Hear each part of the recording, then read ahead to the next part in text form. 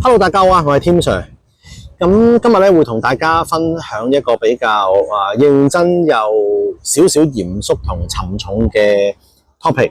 我哋今日咧會講哀傷嘅舒緩。點解我哋會拍呢段影片咧？兩個原因。第一個原因就係因為琴晚喺催眠班入邊咧，其實我已經講咗噶啦，即係呢啲內容已經講咗。但係我拍低嘅時候，我發現咗個咪又出咗啲問題，咁就係咩聲都冇嘅。咁所以我就要拍多一次。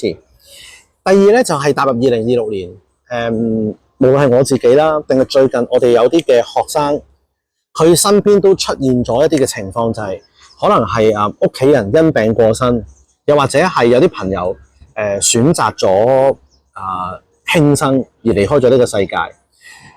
咁對於在生嘅人嚟講咧，其實係一個好大嘅悲傷，好大嘅失落，而我哋好容易咧會產生咧兩種好似但係唔一樣嘅感受，就係遺憾同埋懊悔。咁我之前有啲影片都講過，遺憾就係話有啲嘢我哋可能會覺得發生咗，我哋挽回唔到，哇好遺憾呢樣嘢。懊悔都係一樣，但懊悔咧多一樣嘢，就係你回想嘅過程入邊，你會發現你自己可能未夠盡力，甚至乎你可能會覺得自己點解我明知道有得可以再做好啲，我都唔去做好佢咧，呢種係一種懊悔嘅感覺。咁當我哋嘅身邊人可能任何原因離世都好啦，我哋有時可能會有一種責怪自己嘅情緒會出現，尤其是係可能係最後你係陪佢行咗一段路嘅人，你會更加容易有呢啲嘅情緒會出現。咁所以今日咧，我想同大家咧分享一個由台灣趙適寧博士咧去發揚出嚟嘅一個叫做4道嘅舒緩方式。咁咩叫4道咧？第一樣就係道謝，跟住係道愛、道歉同埋道別。咁我簡單去分享啦。咁我最近咧，其實都遇到一件對我嚟講，我覺得係先係遺憾，後來變咗懊悔嘅事情。我有一個武術師傅，我大概13歲嗰年識佢。咁咧，佢係我人生第一個武術師傅。當時咧，我記得佢同我咧講嘢嗰陣咧，又大聲啦，又粗魯啦，佢又但係好打得嘅，即係總之俾人嘅感覺咧，用我哋啲上一輩嘅人講法就係叫好牛精嗰種感覺嚟。咁我識咗佢好多年，咁因為佢脾氣比較大，咁好多學生咧都即係學下就走咁樣。咁我就即係同佢因為住隔離嘅，即係同一條村以前。咁由13歲開始，一路識到而家我幾十歲人。我結婚佢都有嚟。咁我哋每一年咧，就算我冇學佢啲功夫都好啦，我哋每一年咧，其實我哋都會去飲茶嘅，一年見2-3次。但係近呢1-2年我即係好多嘢做，好忙。咁我哋有陣時會通1-2個電話，但係呢年半我梗係覺得好似佢冇搵我喎。點解好似見唔到佢咁嘅？咁一路我都冇乜點嚟，真係冇乜點嚟。我成日都諗住不如過年去搵下佢啦咁樣。咁點知我農曆新年我又有啲屋企嘢要處理，又冇搵到，因為我冇返到嗰頭。咁我點解會諗返起呢位師傅咧？就係我喺個半月前，我去拜我爸爸，咁就喺曾咀嗰個骨灰位。咁我咧就喺拜爸爸嗰陣時咧，咁我媽媽咧就同家姐咧就抹緊我爸爸嗰張相。咁我就周圍行啦，我突然間見到隔離行有一張彩色嘅相。嗰張彩色嘅相咧，入邊有一個女仔，當然係靈位啦。OK， 佢係靈位嚟㗎。嗱，唔係講緊鬼故啊。跟住咧，我一望到嘅時候，我發現原來佢係我嘅一個舊生。咁我好驚訝，因為點解咧？我同佢唔熟，佢學完催眠班之後咧，其實都冇乜聯絡，淨係我哋有一啲大型少少嘅活動咧，佢都會嚟買飛支持，但係私底下冇 contact 咁滯。咁我一見到佢嘅時候咧，我肯定冇認錯人，因為我記得佢叫咩名。我嗰一下對我嚟講衝擊好大。咁我仲記得嗰時候我家姐走過嚟，見到我咧望住第二個靈位呆咗，佢就話做咩你？我話冇，我話我見到熟人啊咁樣。嗰下對我嚟講衝擊好大，我個腦突然之間覺得哇，原來我一路都知死亡可以好近，係嘛？我一路都學過好多哀傷輔導嘅技巧啦，因為我淨係做呢行噶嘛，係咪？我即係基本嘅我一定識，亦都唔係未經歷過生死，但係突然之間你見到一個後輩喺你面前嘅個靈位喺你面前，嗰種感覺係好衝擊嘅。但係講出嚟唔係驚啊恐怖嗰啲，而係覺得原來呢個原來真係比想象中近嘅喎。咁我個腦咧就即刻諗起師傅，不如去探下佢啦咁。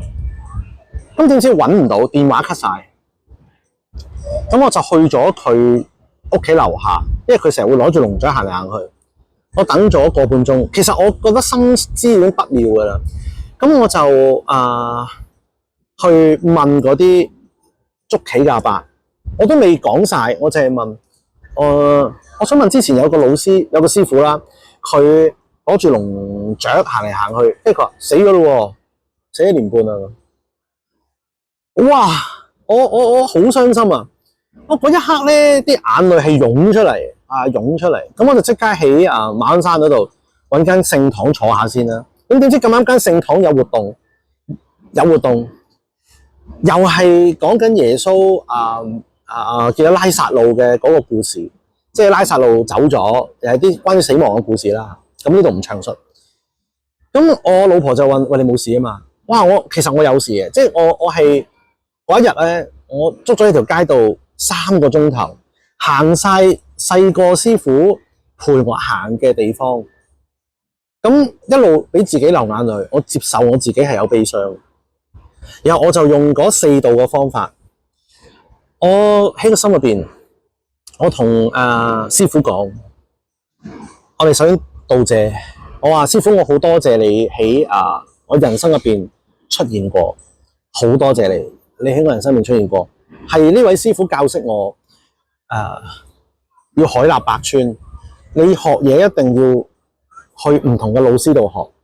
所以佢同我講過，將來你成為人哋嘅，無論你教乜嘢都好，佢話唔好介意啲學生周圍去學唔同嘅嘢。喺老一輩嘅老師嚟講，其實佢算好開通啊。咁呢啲說話我一路都緊記喺心入邊，亦都令到我而家，譬如我教人。教催眠班又好，教任何嘢都好，我成日同佢哋講話：你周圍去學嘢啦，你哋唔使尷尬㗎，即係你去學啦咁樣。都係因為呢個老師去啟發我。我喺個心入邊，我係衷心嘅多謝呢個老師。我話師傅多謝你，多謝你當日教識我，即係呢一種胸懷。然後到愛就係、我除咗多謝你之外，其實。因為我自細係一個同爸爸個關係咧，唔係唔好，但因為爸爸要揾食咧，其實喺我成長嘅過程入邊咧，冇乜爸爸嘅身影都出現過。而佢喺我青少年嘅時期咧，每個禮拜都好似一個長輩個老豆咁樣教我要點做。我畢業嘅時候好迷茫，佢同我傾偈多過一個老豆，我自己老豆同老師。我話我好尊敬你，好多謝你，即係因為。咁耐以嚟，我對你嘅尊敬同埋尊重，我都係超出咗一個純粹係教功夫嘅老師。有道歉，就係我話對唔住，其實我係應該關心你多啲。喺你50、60歲嘅時候，佢最後走嘅時候係70歲，71、2度啦。我話喺你50零60歲嗰陣咧，你成日同我講。話得閒多啲翻嚟睇我啦咁，其實我嫌你煩，好對唔住，因為你真係好煩，好對唔住。你成日同我講話你打拳有幾犀利，我之前仲唔信添，直至到去到你屋企，你話到俾我聽，sorry 係去到佢屋企，師傅你就話埋俾我聽嗰件事，即係你上擂台啲嘢，兼攞咗一對爛咗嘅拳套出嚟，係啲好舊式嘅拳套，兼。攞埋啲獎牌同獎杯俾我睇，我先信你。咁多年嚟，其實我係應該陪到你多啲嘅時間，但我冇做到，好對唔住，好對唔住。去到最後一步，我係道別，就係即係今日我作為學生嘅我，即係同你講拜拜。我希望如果有下一世，我哋可以再見。我更加係希望你喺另外一邊冇痛苦，可以過得好啲。同埋我會帶住你教導過嘅嘢，你俾我嘅一啲諗法，我去發揚出去。無論係武術，還是係你教俾我一啲做人嘅態度，喺我其他嘅工作範圍，我都會好好咁樣去進行。因為我哋相信道別唔係我哋要同佢切斷聯繫，而係我哋用另外一個方式同佢做一啲嘅連結，用另外一啲嘅方式讓佢某啲嘅嘢可以喺呢個世上繼續延續落去。喺我哋面對哀傷嘅時候咧，我哋好容易會有好多懊悔，我哋會覺得有啲嘢可能係應該可以做好啲。但係我想同我自己講，或者同面對緊同樣問題嘅你講，就係其實你可能已經做得好好，你已經做得好好，因為喺嗰個時刻，我哋一定已經係做咗一啲我哋當下認為恰當嘅嘢。呢啲道理我唔想喺度講太多，我淨係想留條線，抌一粒種子俾你，就係喺嗰一刻，其實你已經做咗你認為啱做嘅嘢，啱啱好嘅嘢。我哋永遠冇辦法控制到另外一個人佢嘅行為，或者我哋控制唔到命運，所以我哋要更加去俾自己明白到，我哋可以遺憾，但我哋要盡量減少懊悔。OK， 遺憾係我哋開始接受到眼前嘅事，我哋已經真係盡咗力，我哋冇辦法控制個結果。OK， 我哋要學習接受遺憾。喺我哋往後仲喺呢個世界上邊生存嘅每一日，我哋盡量減少懊悔。喺我哋面對有親朋好友離世，無論佢係因為病而過身，還是係輕生而走，係啦，我哋都會出現，可能會責怪自己，我哋會悲傷，我哋會憤怒，我哋會好同自己有啲對話，會討價還價，我哋會 depress， 我哋最後可能會接受，但係又可能會跳翻去好嬲。你俾自己接納自己呢啲情緒，接納自己啲情緒，用我剛才嗰個4度嘅方式，每一日如果有需要嘅話，用呢個方式舒緩出嚟，唔使長篇大論，越簡單越好。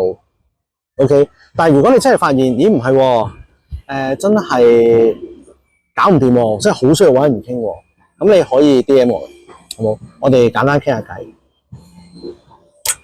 人生呢條路係唔容易行，但我哋可以盡量同行，加油！祝福大家，亦都祝福我哋可能已經最近唔喺度嘅親朋好友，我哋喺唔同嘅時空、唔同嘅世界入邊，好好咁樣活下去。OK。